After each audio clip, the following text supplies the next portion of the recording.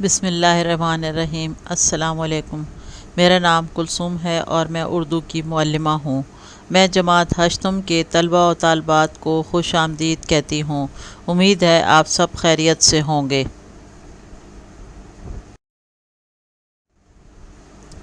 آج کا سبق آپ کی درسی کتاب سریر خامہ کا باب نمبر 4 سے ہے، جو کہ صفحہ نمبر 8 سے 12 تک موجود ہے۔ آج کے سبق کا عنوان ہے محبت کا اثر، جو کہ ظہور الحسن ڈار کی تحریر ہے۔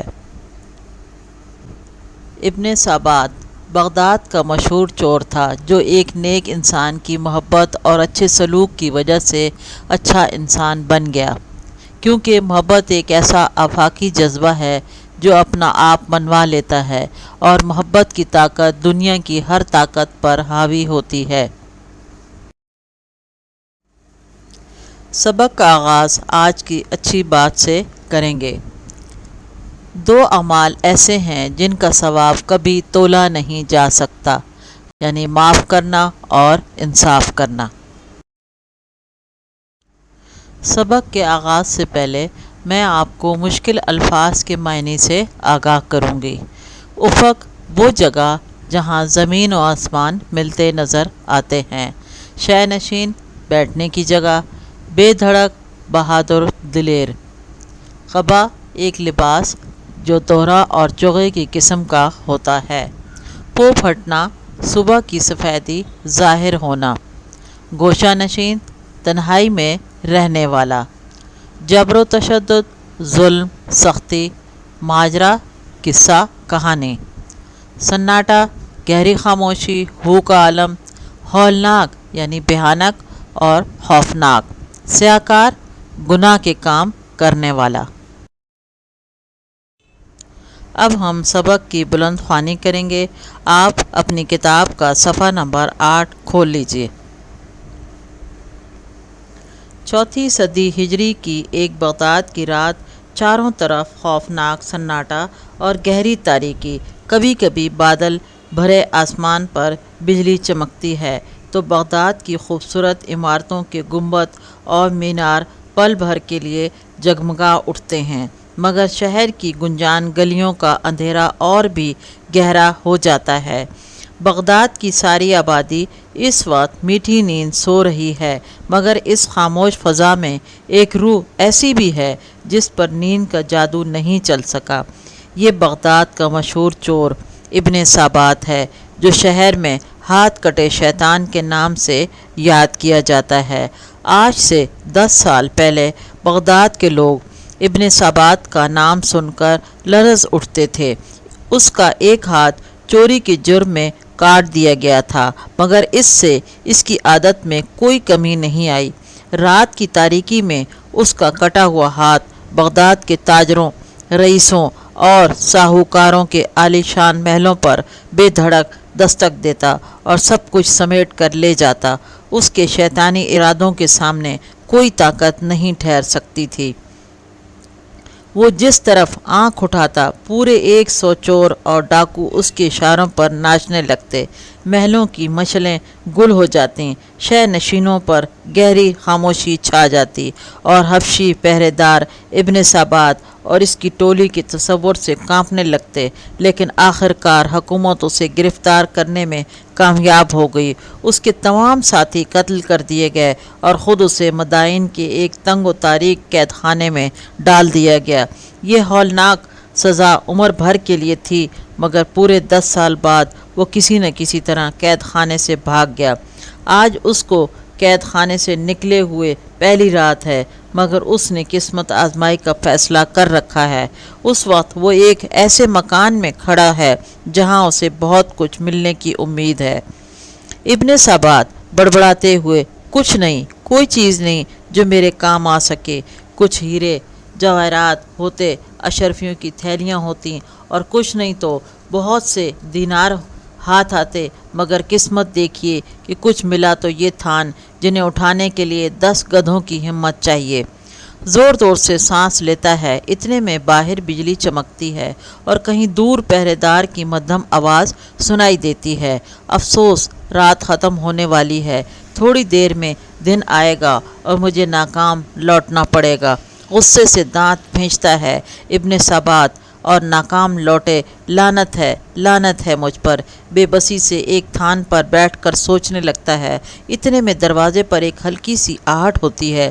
ابن سبات خوفزدہ لہجے میں، کوئی آ گیا، کسی نے مجھے دیکھ لیا۔ گھبرا کر اٹھنے کی کوشش کرتا ہے مگر اتنے میں دروازہ کھلتا ہے اور ایک آدمی شمعدان اٹھائے اندر آتا ہے۔ اس کے کمزور جسم پر ایک لمبی قبا ہے مگر چہرے پر سکون اور آنکھوں میں بلا کی چمک ہے۔ اجنبی شمعدان کی روشنی اٹھا کر ایک لمحے کے لیے ابن سبات کو بڑے غور سے دیکھتا ہے۔ اجنبی: بھائی تم پر خدا کی سلامتی ہو۔ ابن سبات پھٹی ہوئی آنکھوں سے اجنبی کی طرف دیکھتا ہے۔ اجنبی شفقت کے لہجے میں، مجھے بہت افسوس ہے کہ تمہیں اتنی دیر اندھیرے میں ٹھوکریں کھانی پڑیں۔ یہ لو، میں روشنی لے آیا ہوں اور خود بھی تمہاری مدد کروں گا۔ میں دیکھ رہا ہوں کہ یہ کام تم اکیلے نہ کر سکو گے۔ ابن سبات ابھی تک خوفزدہ ہے، مگر تم کون ہو؟ اجنبی اسی اطمینان اور نرمی کے ساتھ، مجھے اپنا بھائی سمجھ لو۔ دیکھو تو تمہاری پیشانی پسینے سے بھیگ رہی ہے، کمر سے رومال کھول کر پسینہ پہنچتا ہے۔ تم تھکے ہوئے معلوم ہوتے ہو، کچھ دیر آرام سے بیٹھ کر سستا لو، میں تمہارے لیے کچھ دودھ لاتا ہوں۔ اجنبی شمعدان رکھ دیتا ہے اور باہر چلا جاتا ہے اور تھوڑی دیر بعد دودھ کا ایک پیالہ لیے آتا ہے۔ اجنبی ابن سبات سے، لو بھائی اسے پی لو۔ ابن سبات ایک لحظے کے لیے سوچتا ہے اور پھر ایک ہی منٹ میں دودھ کا پیالہ خالی کر دیتا ہے۔ اجنبی: آؤ اب اپنا کام کریں، یہاں روشنی بھی ہے، میں بھی تمہاری مدد کے لیے موجود ہوں، اس لیے تم بات کاٹ کر لاحول والا قوت، میں بھی اب تک کس پھیر میں پڑا رہا، معلوم ہوتا ہے تم بھی میری طرح یہاں قسمت آزمائی کرنے آئے ہو۔ میں خود بڑا پریشان تھا کہ یہ کیا ماجرا ہے، چلو خیر، مگر بھائی تم ہو بڑے ہوشیار۔ اجنبی آنکھوں میں اور بھی شفقت کی جھلک دکھائی دیتی ہے۔ چلو بھائی تم یوں ہی سمجھ لو، لیکن اب ہمیں تیزی سے کام کرنا چاہیے کیونکہ دل نکلنے میں تھوڑی دیر رہ گئی ہے۔ یہ کہہ کر اجنبی کپڑے کی تھان جمع کر کے ان کی گٹھڑی باندھنے لگتا ہے۔ ابن سبات کچھ سوچ کر، دیکھو بھائی، گٹھڑی باندھنے سے پہلے ایک بات کا فیصلہ کرنا ہے۔ اجنبی: بھائی جو کچھ کہنا ہے جلدی کہو، ہمیں بہت کام کرنا ہے۔ ابن سبات لہجے میں بے باکی پیدا کرتے ہوئے، اس میں شک نہیں کہ میں یہاں تم سے پہلے آیا ہوں اور اصولاً اس مال پر میرا حق ہے، مگر چونکہ تم بھی ایک دلیر اور ہوشیار چور ہو، اس لیے تمہیں بھی اس میں شریک کیے لیتا ہوں، مگر شرط یہ ہے کہ اس مال کی 2 گٹھڑیاں بناؤ اور بڑی گٹھڑی میرے حوالے کر دو، کہو منظور ہے؟ اجنبی منہ سے کچھ نہیں کہتا مگر ہمدردی اور محبت کے ساتھ ابن سبات کی طرف دیکھتا ہے۔ ابن سبات جھنجھلا کر: میرا منہ کیا دیکھ رہے ہو؟ یہ نہ سمجھو کہ تم مجھے دودھ کا پیالہ پلا کر اور مکاری سے میٹھی میٹھی باتیں کر کے بیوقوف بنا لو گے، میں خود بڑا فریبی ہوں۔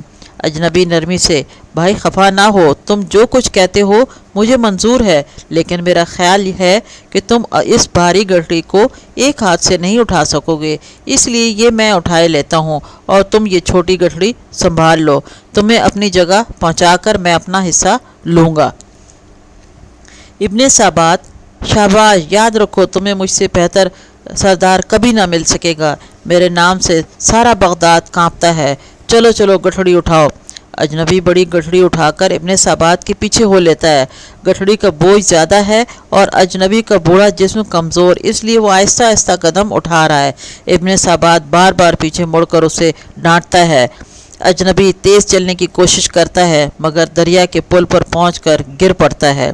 ابن سبات غصے سے دیوانہ ہو کر، اگر اتنا بوجھ نہیں اٹھا سکتا تھا تو لے کے کیوں چلا تھا؟ تو اپنے ساتھ مجھے بھی پکڑوائے گا۔ اجنبی شرمندگی سے: بھائی معاف کر دو۔ ابن سبات بدستور غصے میں: زیادہ باتیں مت بناؤ، جلدی کرو ورنہ میں لات مارتا ہوں۔ اجنبی تیزی سے اٹھ کر اور پھر گٹھڑی سنبھال کر ابن سبات کے پیچھے ہو لیتا ہے۔ ابن سبات اجنبی سے: لو میرا اڈا آ گیا، اب میری گٹھڑی مجھے دے دو اور دوسری گٹھڑی سنبھال کر اپنی راہ لو۔ اجنبی خاموش کھڑا ہے، دور افق پر پو پھٹ رہی ہے، بادل چھٹ چکے ہیں اور صبح کے سہانے نور میں دجلہ کے کنارے کسی ملاح کا گیت سنائی دے رہا ہے۔ ابن سبات شک کے لہجے میں: معلوم ہوتا ہے کہ تم اپنے حصے سے مطمئن نہیں ہو، مگر میں نے تم سے پہلے ہی فیصلہ کر لیا تھا۔ اب یہی بہتر ہے کہ تم اپنا حصہ سنبھالو اور یہاں سے چلے جاؤ، ورنہ مجھ سے برا کوئی نہ ہوگا۔ جانتے ہو کہ میں کون ہوں؟ یاد رکھو سارا بغداد میرے نام سے کانپتا ہے۔ اجنبی بڑی نرمی سے: بھائی سنو، تمہیں غلط فہمی ہوئی ہے، مجھے اس سے غرض نہیں کہ تم کون ہو، مگر رات تم جس مکان میں گئے تھے وہ میرا ہی گھر تھا، تم میرے ہی مہمان تھے، اس لیے جب مجھے تمہاری آمد کی خبر ہوئی تو مجھ پر فرض ہو گیا کہ میں اپنے مہمان کی ہر ممکن تواضع کروں، اسے کسی قسم کی تکلیف نہ ہونے دوں۔ سانس لینے کے لیے رکتا ہے۔ ابن ثابت پھٹی پھٹی آنکھوں اور کھلے ہوئے منہ کے ساتھ اجنبی کی طرف دیکھتا ہے۔ کہیں سے صبح کی کرن اجنبی کی نگاہوں میں ایک عجیب و غریب روشنی پیدا کر دیتی ہے۔ بھائی میں اپنا فرض ادا کر چکا، یہ چیزیں جو ہم اٹھا کے لائے ہیں تمہاری ہیں، مجھے ان میں اپنے حصے کی ضرورت نہیں، میں اب جاتا ہوں۔ لیکن ایک بات یاد رکھو کہ جب تمہیں کسی چیز کی ضرورت ہو تو بلا تکلف میرے پاس آ جانا۔ مکان تو تم دیکھ ہی چکے ہو، اس مکان کے دروازے تمہارے لیے ہمیشہ کے لیے کھلے رہیں گے۔ یہ کہہ کر اجنبی تیزی سے لوٹتا ہے اور صبح کے دم بدم بڑھتے ہوئے نور میں گم ہو جاتا ہے۔ ابن ثابت ابھی تک حیران بیٹھا اس کی راہ کی طرف دیکھ رہا ہے جہاں اجنبی کی ہوا میں لہراتی ہوئی قبا کی ہلکی سی جھلک نظر آتی تھی۔ صبح کا نور اب چاروں طرف پھیل چکا ہے، مگر ابن ثابت اسی طرح بے حس و حرکت بیٹھا ہے۔ کپڑے کی دونوں گٹھڑیاں اس کے سامنے پڑی ہیں، مگر اس کی نگاہیں دور، بہت دور کسی شے کی طرف گڑی ہوئی ہیں۔ کچھ دیر بعد اس کے ہونٹ ہلتے ہیں۔ ابن ثابت بڑبڑا کر: تو وہ چور نہیں تھا جن کپڑوں کو خود اٹھا کر وہ یہاں تک چھوڑ گیا، وہ بھی اسی کے تھے؟ یہ کیا ہوا؟ یہ کیسے ہو سکتا ہے؟ پریشان ہو کر اٹھ کھڑا ہوتا ہے۔ اس نے مجھے خود پلایا، اس نے خود کپڑے کے تھان باندھے، انہیں اپنے بوڑھے اور کمزور کندھوں پر اٹھایا اور یہاں چھوڑ گیا۔ وہ کون تھا؟ کیا دنیا میں ایسے بھی انسان ہو سکتے ہیں؟ بے قرار ہو کر اپنی پیشانی زور سے پکڑ لیتا ہے۔ میں نے اسے گالیاں دیں، برا بھلا کہا، اس کے ساتھ وحشیوں کی طرح پیش آیا، مگر اس نے میری ہر بات کا جواب محبت سے دیا، مجھ سے شفقت سے پیش آیا، میری ہر زیادتی پر اپنی طرف سے معافی مانگی۔ خداوند، یہ کیا کوئی انسان ایسا بھی کر سکتا ہے؟ اور میں کیا ہوں؟ ایک سندل چور، ایک شیطان۔ میں نے عمر بھر کسی سے محبت نہیں کی، میں نے ہمیشہ انسانوں کو تکلیف پہنچائی ہے، میری ساری زندگی گناہ سے بھری پڑی ہے۔ آہ، میں کس قدر بد نصیب ہوں۔ کچھ دیر اور رک کر اس کی باتوں میں محبت تھی، مجھے ایسا سیاکار کے ساتھ اس کا برتاؤ کس قدر عجیب تھا، جیسے ایک باپ اپنے گناہ گار بیٹے کو محبت سے دیکھ رہا ہو۔ وہ کیسے سکون کے ساتھ باتیں کرتا تھا، جیسے اس کے دل میں کوئی بے چینی نہیں بلکہ گہرا اطمینان ہے، نور ہے، اور یہ نور اس کی آنکھوں میں بھی جگمگا رہا تھا۔ کچھ دیر اور سوچتا ہے: میں اس کا گھر جانتا ہوں، اس نے کہا تھا کہ تمہیں جب بھی ضرورت ہو میرے پاس آ جانا، اس گھر کے دروازے میرے لیے کھلے ہیں۔ ابن ثابت سب کچھ اسی طرح چھوڑ کر رات والے مکان پر پہنچتا ہے۔ مکان کے قریب ایک لکڑہارا بیٹھا ہے۔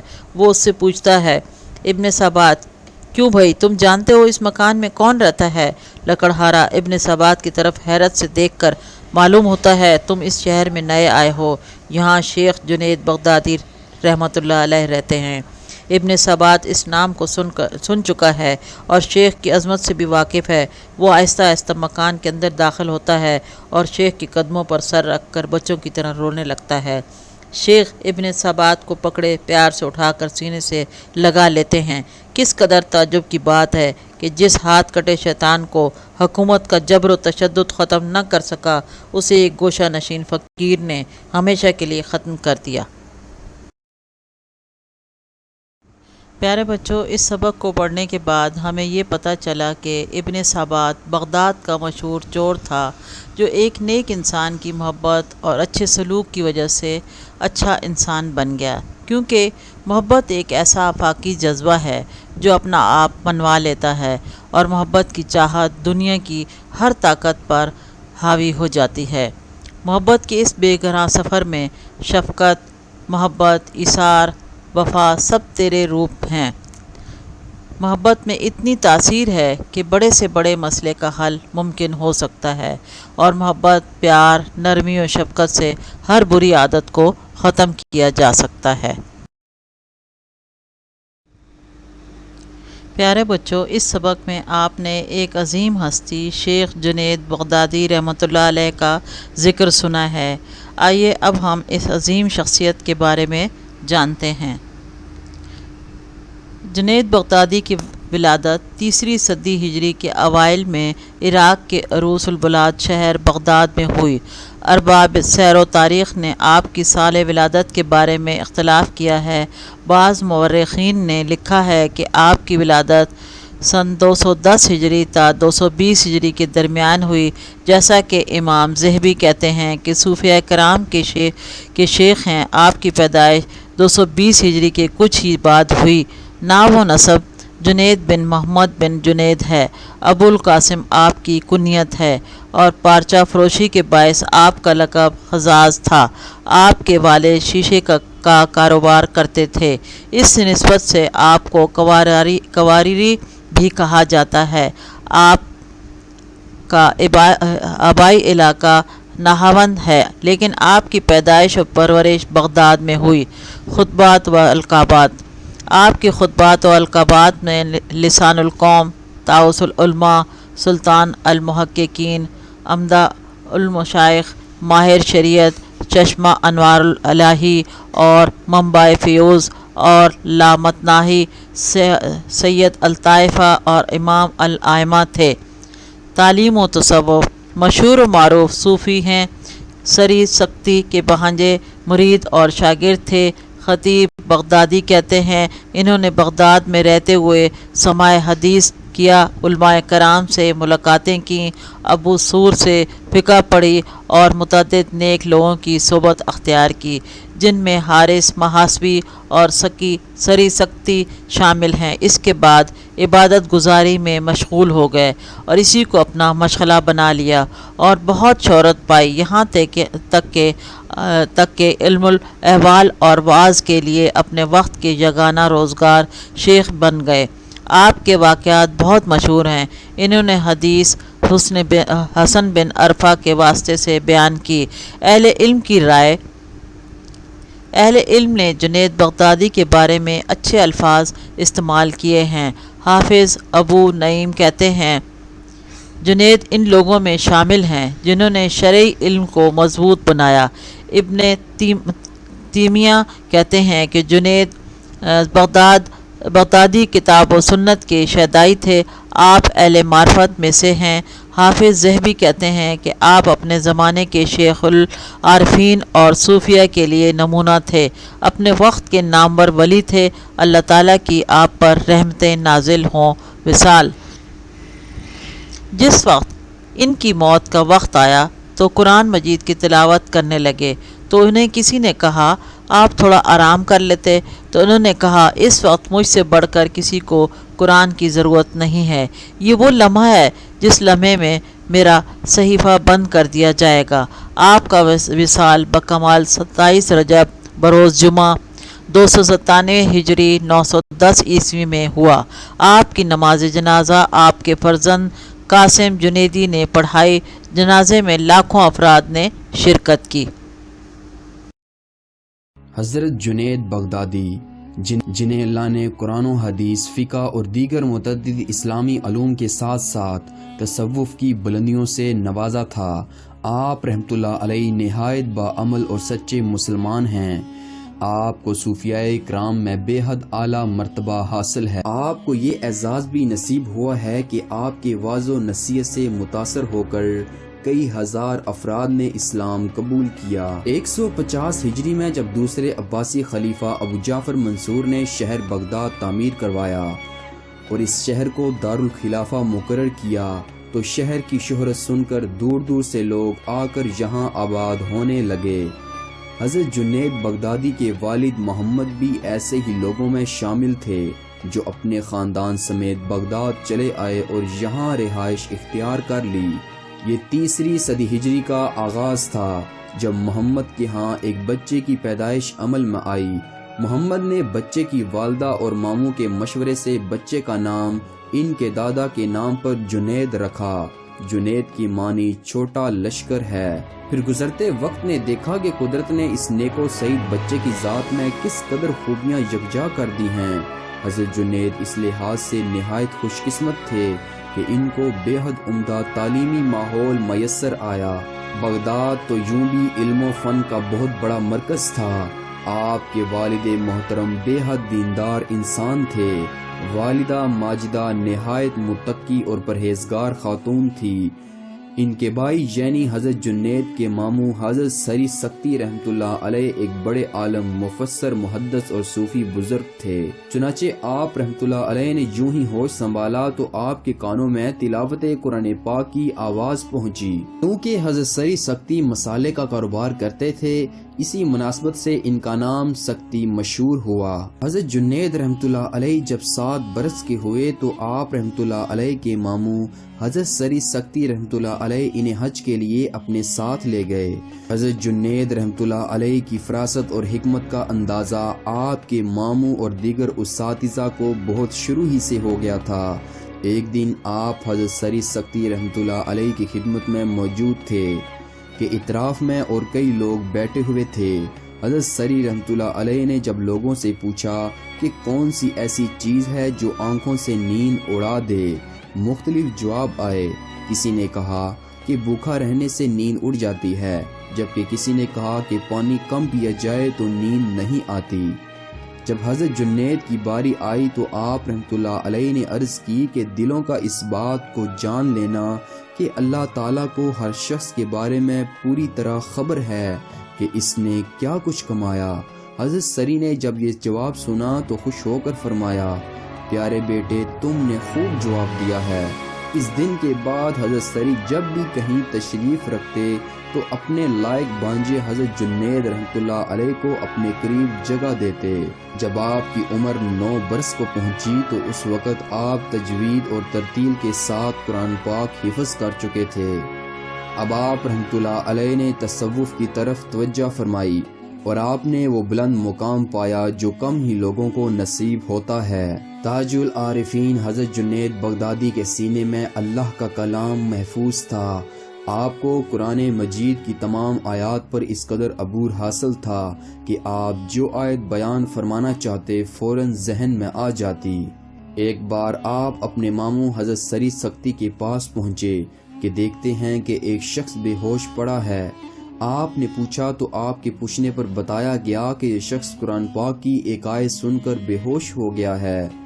آپ رحمۃ اللہ علیہ نے مشورہ دیا کہ وہی آیت اسے دوبارہ سنوائی جائے۔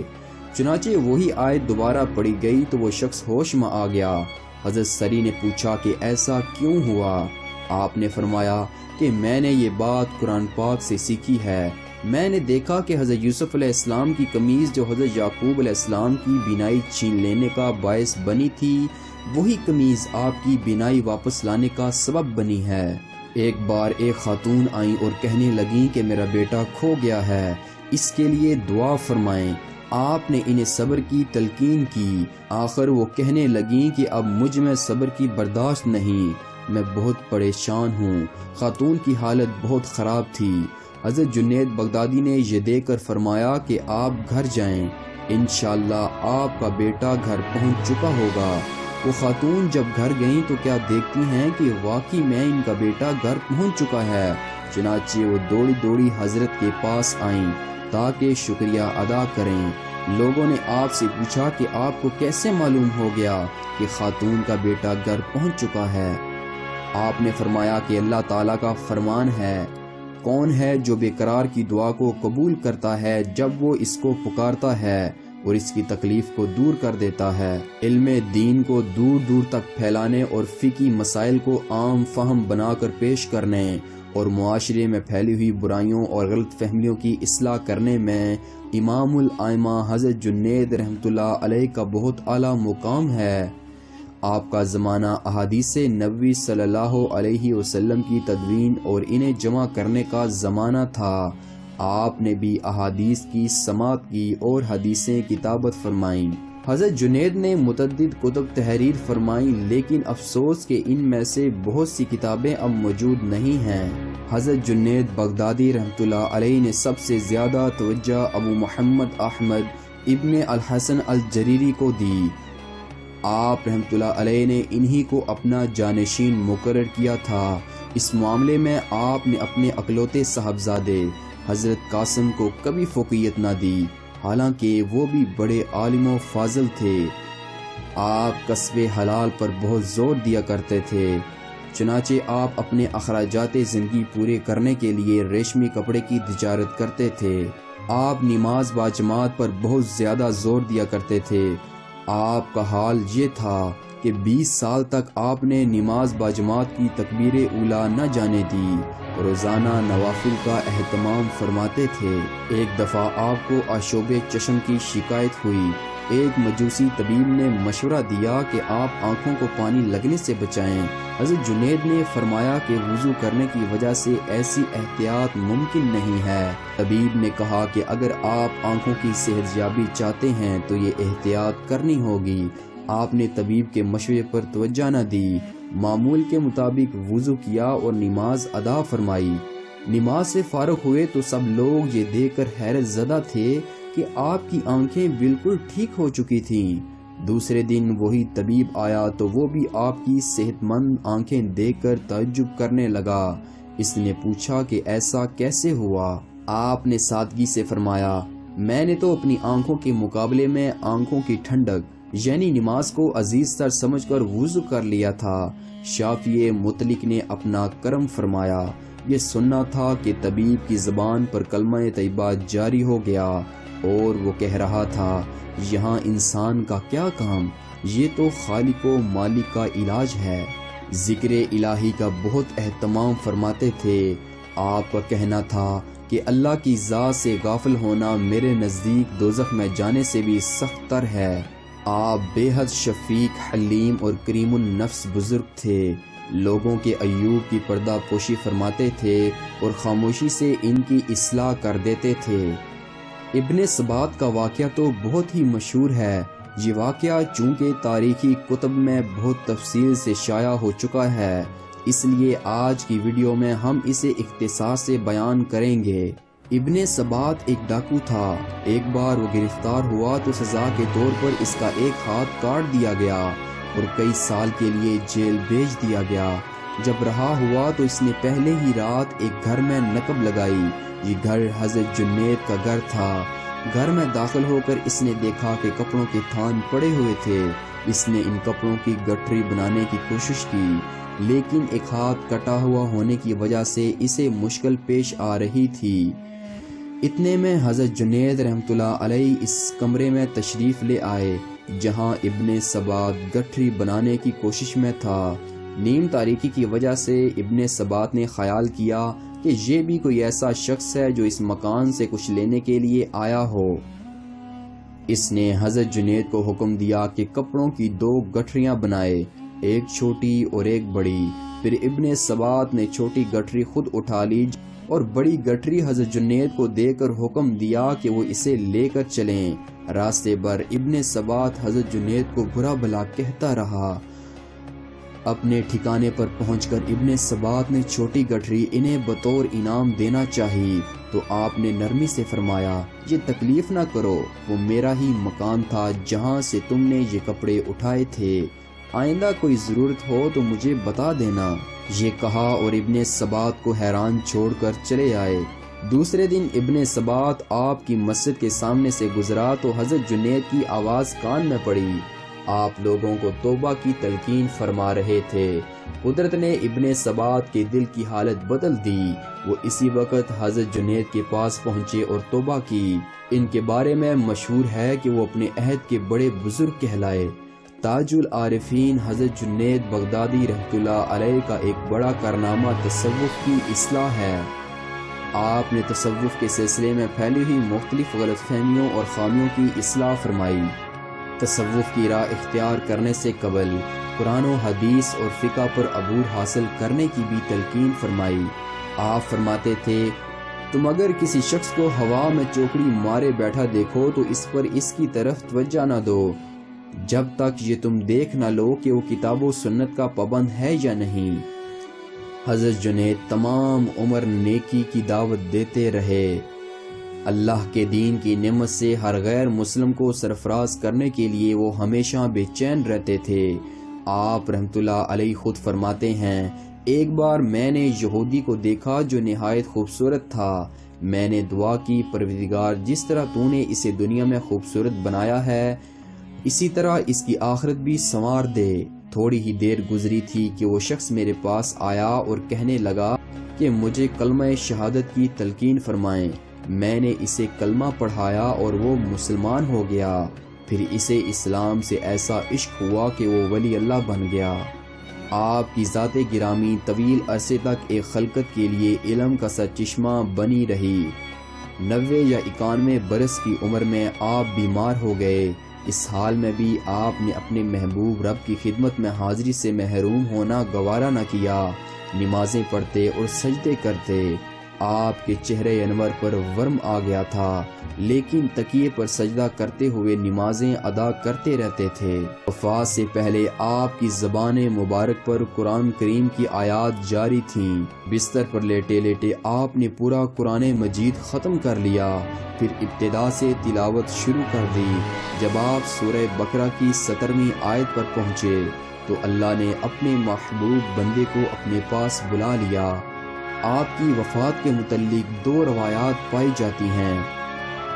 پہلی روایت کے مطابق آپ کا انتقال شوال 297 ہجری بمطابق 910 عیسوی میں ہوا، جبکہ دوسری روایت کے مطابق آپ کا انتقال 298 ہجری بمطابق 911 عیسوی میں ہوا۔ آپ کی وصیت کے مطابق آپ کے شاگرد حضرت ابو محمد جریری نے آپ کو غسل دیا اور کفن پہنایا۔ آپ کے صاحبزادے حضرت قاسم نے نماز جنازہ پڑھائی جس میں ہزاروں افراد نے شرکت کی۔ اس کے بعد آپ کو شونیزیا کے قبرستان میں مغرب جانب آپ کے ماموں اور قابل احترام استاد حضرت سری سکتی کے پہلو میں سپرد خاک کیا گیا۔ مزید اسی طرح کی ویڈیوز دیکھنے کے لیے ہمارے اس چینل ہسٹری وتھ سہیل کو ضرور سبسکرائب کریں۔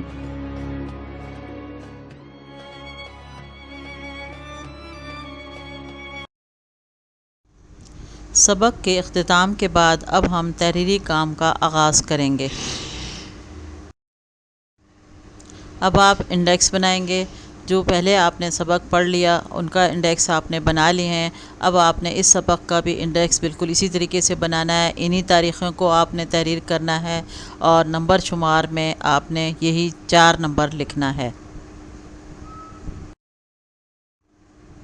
اور اگلے صفحے پر آپ نے جال بنانا ہے اہم نکات کے ساتھ، اور اسی کے نیچے پھر آپ نے یہ تمام چیزیں تحریر کرنی ہیں۔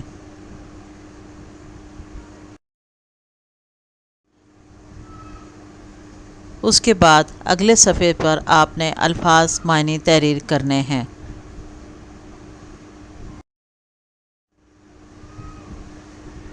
اور اس کے بعد اگلے صفحے پر آپ نے سوالات کے جوابات تحریر کرنے ہیں۔ سوال نمبر 1 ہے، ابن سبات کس قسم کا چور تھا؟ سوال نمبر 2 ہے، مکان میں داخل ہونے کے بعد ابن سبات کیا بڑبڑا رہا تھا؟ اس سے اگلا سوال ہے، اجنبی نے ابن سبات سے کیا کہا؟ اس سے اگلا سوال ہے، ابن سبات نے اجنبی کے سامنے کیا شرط رکھی؟ اس سے اگلا سوال ہے، سامان ابن سبات کے اڈے پر پہنچا کر اجنبی نے اسے کیا کہا؟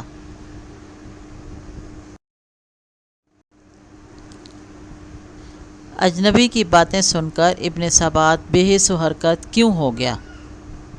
لکڑہارے نے ابن سبات سے کیا کہا؟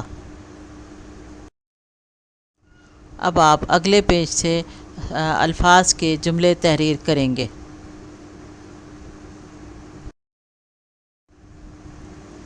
اور اس کے بعد آپ نے خالی جگہوں کو پر کرنا ہے۔ جو خالی جگہ میں آپ الفاظ لکھیں گے اس کو بلیک پین سے آپ تحریر کریں گے۔ اس کے بعد آپ نے الفاظ کے متضاد تحریر کرنے ہیں اور پھر مندرجہ ذیل جملوں میں جمع اسموں کی واحد بنائیے اور ضروری تبدیلیوں کے بعد جملوں کو دوبارہ تحریر کیجیے۔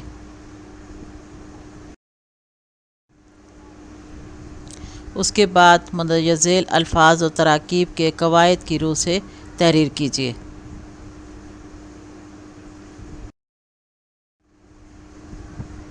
پھر آپ نے الفاظ کے لہجے اور مزید الفاظ بنانے ہیں۔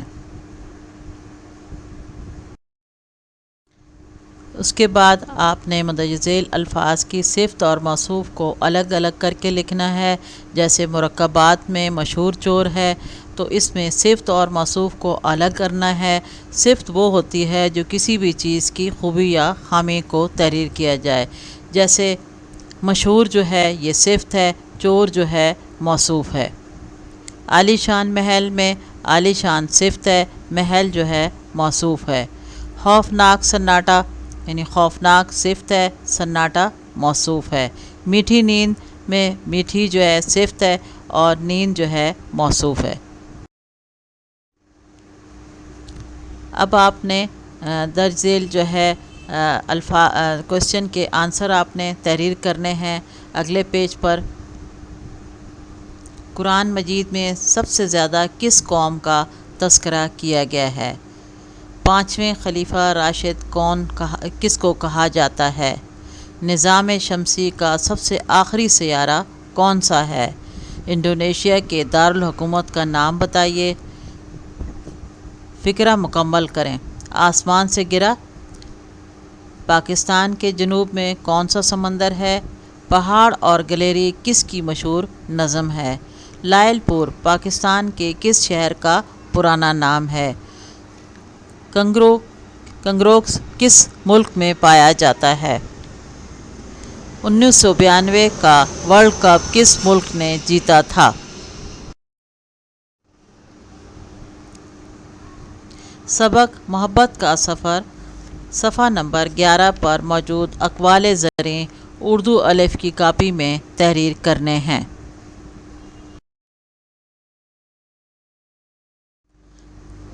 سرگرمی نمبر 1، آپ ایسا کیا کر سکتے ہیں کہ معاشرے سے فساد اور جھگڑے ختم ہو جائیں اور محبت و امن قائم ہو جائے؟